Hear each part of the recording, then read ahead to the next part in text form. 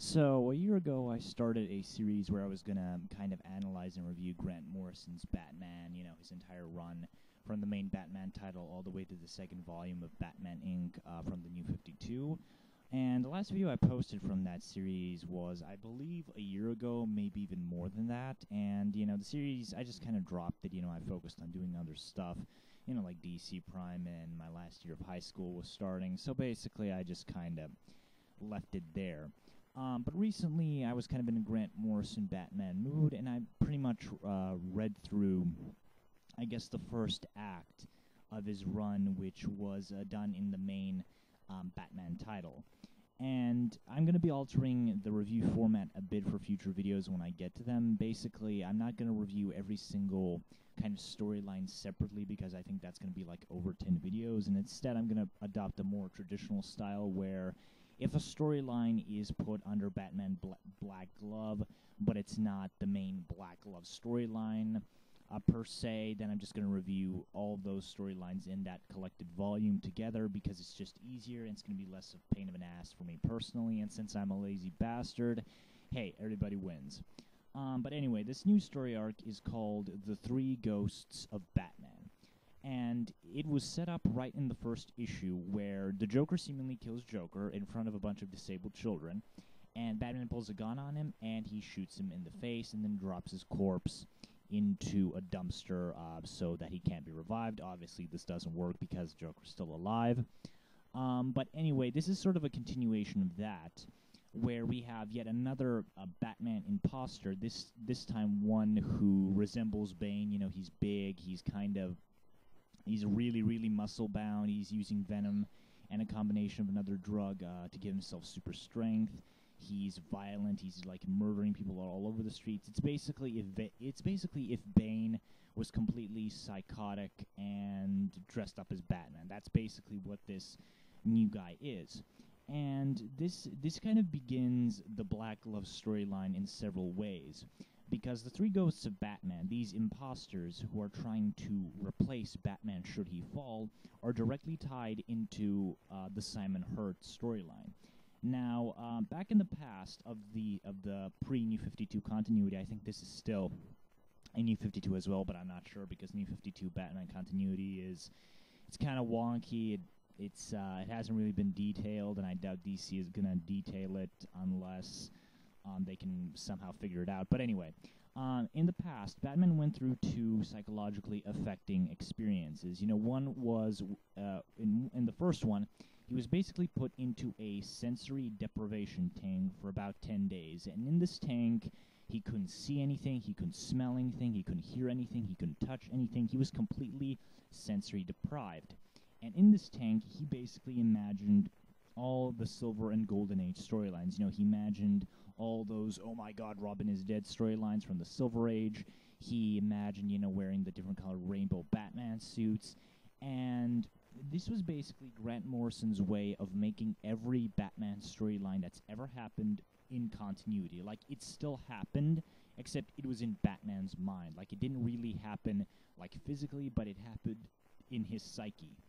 And this plays into The Three Ghosts of Batman, where Simon Hurt, the one who did this government analysis by putting Batman in the sensory deprivation tank, he basically, he saw, how Batman acted, and he's kept a track on Batman all across these years, and he basically created the Three Ghosts of Batman as these people, or as these police officers with similar psychological profiles to Bruce Wayne. Basically, they're there to replace Batman if he ever went wrong, or if he ever died, or if he ever went rogue, so that Gotham could always have someone new to replace him.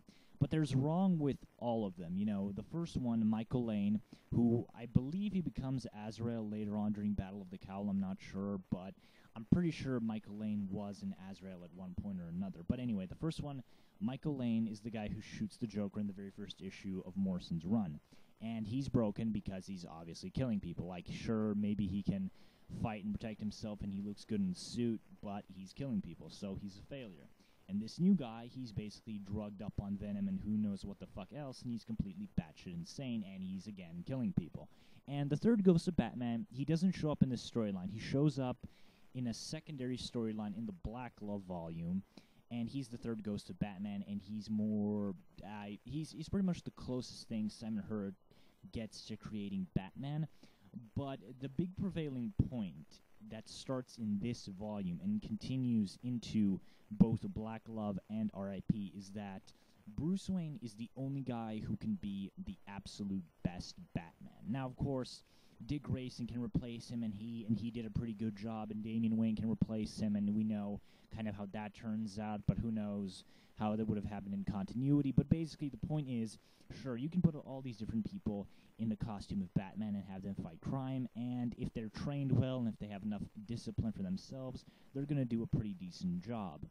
But Bruce Wayne is Batman. Like, he is physically, mentally, and emotionally the most perfect guy to fill this role. Like, he is the guy who will never let himself break. Like, he has the insane, superhuman mental fortitude to keep himself from going rogue, from killing people, or just completely losing faith in himself and just quitting being Batman. Like, he is completely driven to his job, and he will follow it by his own set guidelines no matter what. And this is the big point that Morrison really starts, exploring later on, is that Bruce Wayne is Batman. He is Batman in every sense of the word, and if you try to copy him, if you try to replicate him, you can't. Bruce Wayne is a one in a billion shot, a person who was right there at the right time and felt the right type of emotions to become a guy like Batman, and the chances of you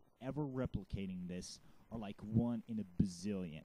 And that's pretty much what I love about Morrison's early run, and this is kind of me going off on the other ones a bit, is that he basically is examining Batman in every possible way. He's examining him as a man, both physically, emotionally, and mentally. Like, what does that do to you?